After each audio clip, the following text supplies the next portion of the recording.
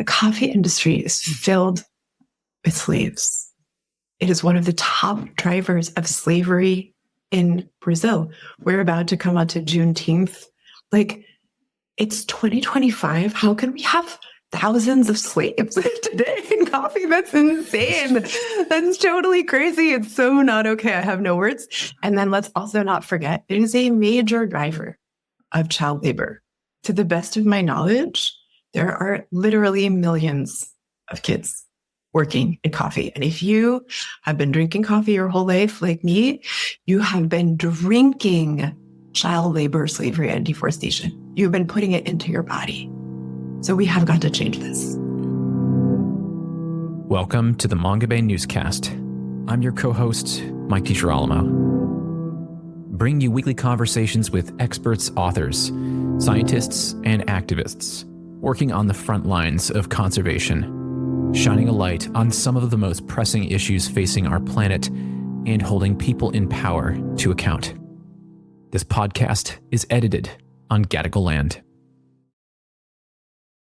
Today on the newscast, we speak with Etelle Higonnet, an author, former researcher for Human Rights Watch, and the founder of the NGO Coffee Watch. She joins me today to talk about coffee.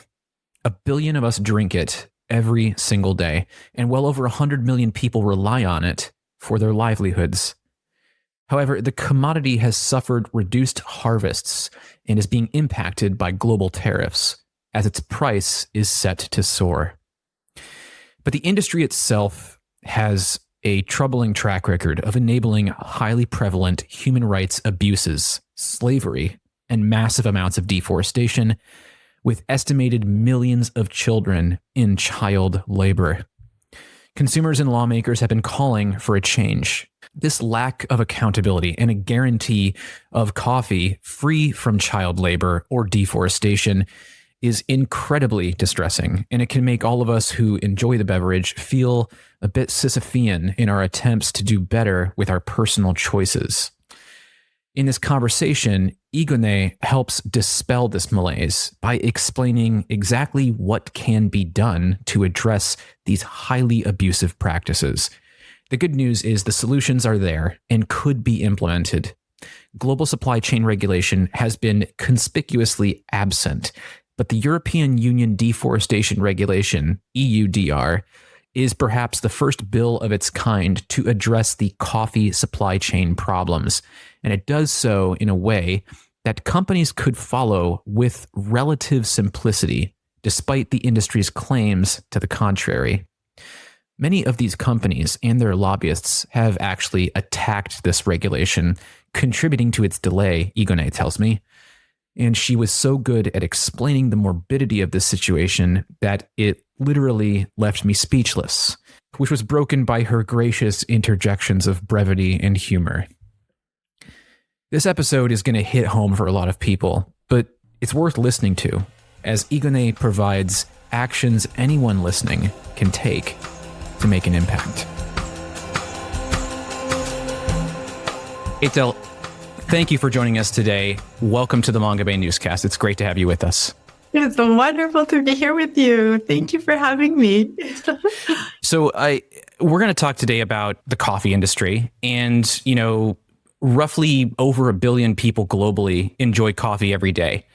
And so this is a product that a lot of us use. It affects a lot of people. A lot of people rely on it for their livelihoods. You've written a number of op-eds for us on this industry. So let's start by kind of unpacking some of the points that you've made in these op-eds and the impact of the coffee industry. It's said that it's a major driver of deforestation, mass extinction, child labor, slavery, and a lot of other horrific abuses. So just how much destruction and human rights abuses are resulting from this industry? Well, I should start by confessing something, which is that I love coffee, and I also cannot start my day without a cup of coffee. My husband makes me this delicious little oat milk latte. Otherwise, I'm like a discombobulated hedgehog. So I say this about coffee's destruction with a heart full of love for the industry and a real deep belief that we can make the world better with every cup. And we should do. And the reason that we must do so with some kind of urgency in our hearts is because it's the number 6 driver of deforestation in the world. That's effing crazy and really not okay. The second reason why we have to fix the coffee industry ASAP yesterday, toot toot on the double, is because a lot of it is grown in pesticide-soaked monoculture, which is terrible for biodiversity. That's really bad. Yeah. And we are actually in a mass extinction. And a lot of people believe that we're in an insect apocalypse. Mongabay has written about this. They did a whole series, but you are not alone. It was like the front page of the New York Times Magazine a while back. This is a really serious thing. If we lose all the insects, like, what do you think is going to happen next? Obviously, we're at the top of the trophic chain and we will also be affected. And the coffee industry sprays tons of horrible chemicals all over itself, which are really driving part of the insect apocalypse and driving part of the mass extinction that we're in. So it's not just deforestation. It's this resistance to regenerative agroforestry and a kind of weird, destructive embracing of pesticides with monoculture. But also, the coffee industry is filled with slaves. It is one of the top drivers of slavery in Brazil. We're about to come on to Juneteenth. Like, it's 2025. How can we have thousands of slaves today in coffee? That's insane.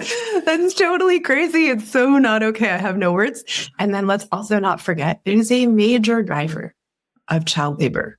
To the best of my knowledge, there are literally millions of kids working in coffee. And if you have been drinking coffee your whole life, like me, you have been drinking child labor, slavery, and deforestation. You've been putting it into your body. So we have got to change this. Hey, and thanks for tuning in to listen to the first few minutes of this interview. There's a lot more to it. So if you want to hear the full conversation, find the Mongabay Newscast wherever you get your podcasts from and click subscribe. You can also get each new episode straight to your inbox by subscribing to Mongabay's weekly newsletter at mongabay.com.